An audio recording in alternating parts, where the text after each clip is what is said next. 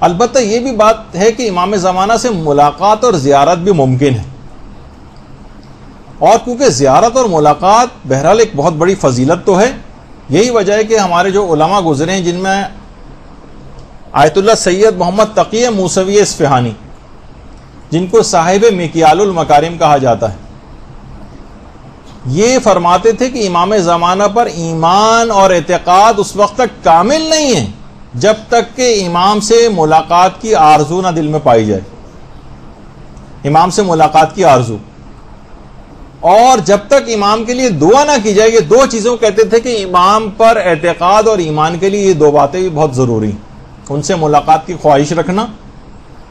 اور ان کے لیے مسلسل دعائیں کرنا۔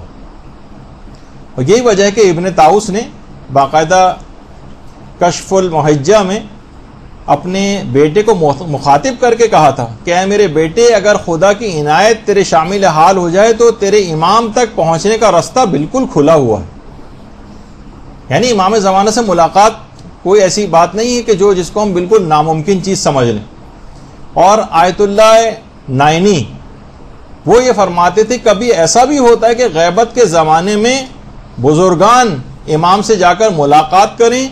اور ان سے مسائل اور احکامات الہی وہ بھی امام ہی سے دریافت کریں۔ آیت اللہ نائنی فرماتے تھے، اپنا نام تو نہیں لیتے تھے لیکن لگتا ایسا ہے کہ تجربہ شدہ کوئی بات بیان کر رہے ہیں، باقاعدہ اپنی کتاب فوائد الاصول کی دوسری جلد کے اندر یہ بات انہوں نے کہی کہ بالکل ممکن ہے کہ غیبت کے زمانے میں بزرگان جو ہیں امام سے احکامات الہی بھی جا کر پوچھ سکتے ہیں۔ اور آیت اللہ شیخ محمد جواد خراسانی یہ بھی معتقد تھے کہ امام زمانہ سے ملاقات بھی بالکل ممکن ہے، اور فرماتے تھے کہ اس پر تواتر اجمالی بھی پایا جاتا ہے، کیونکہ ایسے صالح اور نیک افراد سے یہ روایات ہم تک آئی ہیں امام زمانہ سے ملاقات کی۔ فرماتے ہیں کہ وہ افراد ایسے افراد ہیں جن کا رتبہ کسی بھی طور پر ایک ثقہ راوی سے کم نہیں ہے احادیث کے، تو ہم کیسے ان کی بات کے اوپر اطمینان نہ کریں۔ باقاعدہ اپنی کتاب مہدی منتظر میں اس بات کو انہوں نے لکھا۔ تو آیت اللہ محمد یہ تقی بافقی جن کا بھی تذکرہ آیا تھا، یہ پچھلا جو شاعر عام تھا اس کا باپ جو رضا خان تھا اس کے دور میں یہ تھے، اور بڑے مجاہد جو ہے وہ عالم دین شمار ہوتے تھے، کئی مرتبہ قید بھی ہوئے، ایران بدر بھی کیے گئے تھے۔ ان کے جو بھائی تھے اسد اللہ بافقی، وہ فرماتے ہیں کہ میرے بھائی تقی بافقی کی کئی مرتبہ امام زمانہ علیہ السلام سے ملاقاتیں ہوئیں، اور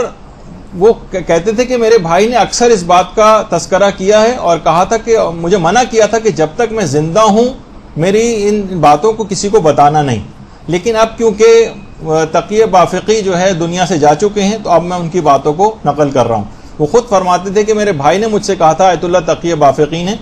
کہ ایک دفعہ میں نے ارادہ کیا تھا کہ نجف سے قم اور مشہد پیدل جاؤں گا، نجف سے قم اور مشہد پیدل، ایران کی بات نہیں، اور ایک عراق کے اندر ہے اور دوسرا شہر ایران میں، پیدل جاؤں گا۔ اس زمانے میں فرماتے تھے کہ شدید سردیاں بھی تھیں، شدید سردیاں تھیں، رستے کے اندر پہاڑ بھی تھے، درے بھی تھے، شدید برف باری بھی ہو رہی تھی، میں رستے میں چل پڑا۔ تقی بافقی کہتے ہیں کہ میں نے رستے میں ایک قہوہ خانہ دیکھا اور اس کے اندر دیکھا کہ بہت سارے لوگ لہو و لعب کے اندر گرفتار ہیں۔ قہوہ خانوں میں عام طور پر ہوتا ہے جوا وغیرہ بھی کھیلا جا رہا ہے۔ انہوں نے سوچا میں اس قہوہ خانے کے اندر کیسے جاؤں، اگر اندر باہر شدید سردی، اور اگر اندر جاتا ہوں تو امر بالمعروف میرا لگتا نہیں کہ ان لوگوں کے اوپر اثر کرے گا۔ ابھی میں اس شش و پنج کے عالم میں تھا کہ اچانک میرے پیچھے سے آواز آئی، محمد تقی بافقی یہاں پر آؤ۔ یہ تقی بافقی کی قبر ہے، اے تقی بافقی یہاں پر آؤ۔ تو میں نے دیکھا کہ درخت کے نیچے ایک انتہائی نورانی شخصیت کھڑی ہوئی، اور آثار و قرائن سے مجھے یقین ہو گیا کہ ہمارے امام زمانہ علیہ الصلوۃ والسلام۔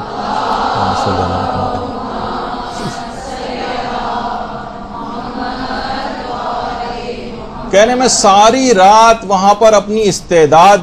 اور قابلیت کے مطابق امام سے کسب فیض کرتا رہا۔ نماز فجر بھی میں نے امام زمانہ علیہ السلام کی اقتداء میں پڑھی، اور جب دن بہت چڑھ گیا تو امام نے کہا اب دن کافی ہو گیا، اب تم تقی بافقی اب تم جاؤ۔ میں نے کہا مولا کہ یہ ممکن ہے کہ میں ہمیشہ آپ کے ساتھ رہوں؟ کہا کہ نہیں، یہ ممکن نہیں، البتہ میری تم سے 2 دفعہ بھی ملاقات اور ہوگی، ایک قوم میں ہوگی اور ایک مشہد میں ہوگی۔ اس کے بعد امام نظروں سے اوجھل ہو گئے۔ کہہ رہے ہیں اس کے بعد میں 3 دن تک قم میں رہا لیکن امام سے ملاقات نہیں ہوئی، اور میں بڑا دل گرفتہ تھا، یہاں تک کہ مجھے قم کے بعد مشہد بھی نکلنا تھا۔ جب میں قم سے باہر نکلا اور بہت دکھی دل کے ساتھ، تو اچانک سے مجھے کچھ گھوڑوں کی ٹاپوں کی آواز رستے میں سنائی دی۔ جب میں نے پلٹ کر دیکھا تو دیکھا کہ حضرت ولی اثر عجل اللہ تعالی فرجہ الشریف اللہم صلی علی محمد وعلی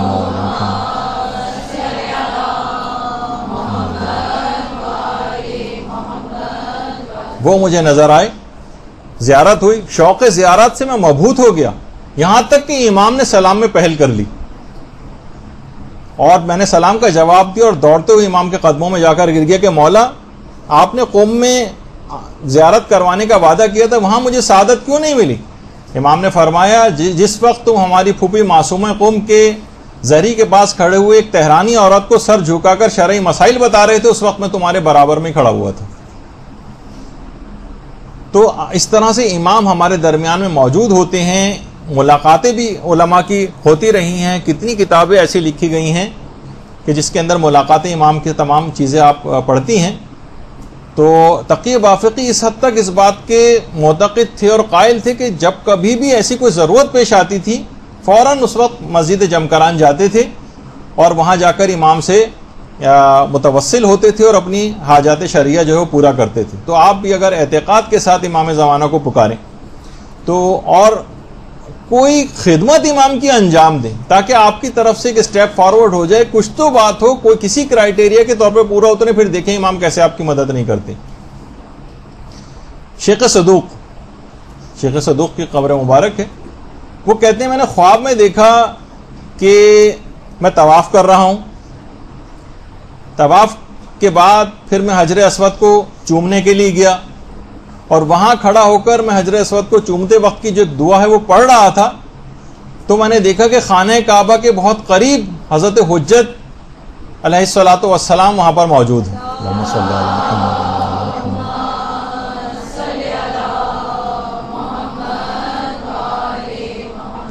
میں بہت دھڑکتے ہوئے دل کے ساتھ وہاں پر گیا اور اب امام بھی میری شکل کو دیکھ کر مجھے لگا کہ امام میرے دل کا حال جان گئے۔ اس زمانے میں امام زمانہ پہ لوگوں نے بہت زیادہ شکوک و شبہات کا اظہار کیا تھا اور شیخ صدوق نے اس موضوع پر کتاب بھی لکھی تھی۔ تو امام نے میری شکل کو دیکھ کر میری پریشانی بھانپ گئے اور کہا کہ تم غیبت کے موضوع پر کوئی کتاب کیوں نہیں لکھتے ہو؟ میں نے کہا مولا میں نے کتاب لکھی تو ہے۔ امام نے فرمایا نہیں، اس کتاب کی بات نہیں کر رہا، اس طریقہ کار کی کتاب تو تم لکھ چکے ہو، میں اس سے ہٹ کر ایک ایسے غیبت کے موضوع پر تم کتاب لکھو کہ جس میں دیگر انبیاء کی غیبتیں بھی بیان کی گئیں۔ اور امام نے جملے کہے اور امام اس کے بعد غائب ہو گئے۔ شیخ صدوق فرماتے ہیں کہ میں بیدار ہوا اور طلوع فجر تک میں مسلسل دعاؤں کے اندر اور مناجات کے اندر اور گریہ وزاری کے اندر مشغول رہا، اور اس کے بعد نماز فجر پڑھنے کے بعد میں نے فوراً وہیں سے ہی کام اسٹارٹ کر دیا اور کتاب لکھنا شروع کر دی، اور اس کے بعد کمال الدین و تمام النعمہ کے نام سے ایک کتاب لکھی۔ تو جن تاریخ میں جن افراد کے بہت سارے انبیاء کی غیبت مشہور رہی ہے وہ تمام چیزیں پھر اس کے اندر انہوں نے شامل کی، کون کون سے نبی جو ہیں اس طرح سے غائب رہیں، اور کمال الدین و تمام النعمہ کے نام سے یہ کتاب مکمل کی، اور اسی کتاب کے اندر ہی انہوں نے شیخ صدوق نے اس واقعے کو لکھا ہے۔ تو اس لحاظ سے آئمہ دیکھیے امام نے اس ملاقات کے اندر بھی ایک اور نیا کام دے دیا شیخ صدوق کو، جبکہ شیخ صدوق اس موضوع پہ کام کر چکے تھے۔ یعنی امام آپ کو اپنے ماننے والوں کو جن کو بھی امام ملاقاتیں بھی کرتے ہیں کوئی ایک صلاحیت کم سے کم اس کے اندر ہونی چاہیے، امام کی کسی خدمت کے وہ قابل ہونا چاہیے، تو پھر اس کے بعد تو ملاقات کا شوق بھی رکھے، صرف ایسی ایک فوٹو کی طرح سے امام کو آپ نے دیکھنا ہے کہ بس زیارت ہو گئی کافی ہے، دیکھ لیے شکل مبارک نورانی سی شکل تھی، اس کے بعد ویسی زندگی گزار رہے ہیں۔ اس قسم کی زیارتوں کا جب بھی ہمیں زیارت ہوتی بھی نہیں نہ، کیونکہ اس کا کوئی فائدہ نہیں ہے، ورنہ تو امام ظہوری نہ کر لیں، سب کو اپنے جو ہے وہ رخ مبارک دکھاتے رہیں، لیکن نہیں، وہ مصلحت کے خلاف ہے، اور آپ کو کچھ اس دوران کام کو انجام دینا، جو باقاعدہ کتاب ہے گنجینہ دانشمندان، اس کے مؤلف نے آیت اللہ گلپائگانی سے ایک بات نقل کی ہے کہ آیت اللہ گلپائگانی فرماتے تھے کہ جس زمانے میں آیت اللہ شیخ عبد الکریم حائری کا دور ہوتا تھا قوم میں، جنہوں نے قوم کا حوزہ علمیہ قائم کیا تھا، آیت اللہ عبد الکریم حائری، اس زمانے میں دیکھیے مراجع کا ہوتا ہے کہ شہریہ تقسیم کیا جاتا ہے طالب علموں میں، جیب خرچ وغیرہ ان کے مہینے کے اخراجات. اس زمانے میں جو جیب خرچ اور اخراجات کے لیے شہریت تقسیم کرنے کے لیے جو آیت اللہ عبد الکریم حائری کی طرف سے مقرر تھے وہ تھے شیخ تقی بافقی. شیخ تقی بافقی 400 طالب علموں نے آ کر آیت اللہ سید عبد الکریم حائری، شیخ عبد الکریم حائری کے پاس گئے اور کہا کہ سردیاں شروع ہو گئی، ہمیں موٹی ابا چاہیے. ایک دفعہ پہلے بھی اس واقعے کو پیش کر چکا ہوں لیکن جلدی سے. سردیاں بہت ہو گئی، موٹی ابا چاہیے. شیخ عبد الکریم حائری نے کہا کہ اتنے پیسے تو میرے پاس نہیں ہیں کہ 400 طالب علموں کے لیے موٹی ابائیں کروں، انتظام کروں. آغا تقی بافقی کہتے ہیں کہ انہوں نے کہا کہ میں حضرت حجت سے متوسل ہو کر انشاءاللہ اس مسئلے کو حل کر دوں گا. دیکھیے کتنا یقین اور اطمینان کے امام تک میں اپنی حاجت کو پہنچاؤں گا اور امام اس کو مان لیں گے. اچھا، اسی وقت تقی بافقی جمکران گئے، مسجد جمکران. وہاں جا کر متوسل ہوئے امام سے اور جمعے کے دن آ کر آیت اللہ عبد الکریم حائری کو آ کر مطلع کیا کہ امام زمانہ نے وعدہ کر لیا ہے کہ 400 ابائیں مرحمت فرما دیں گے. اللہم صلی علی محمد وعلی محمد.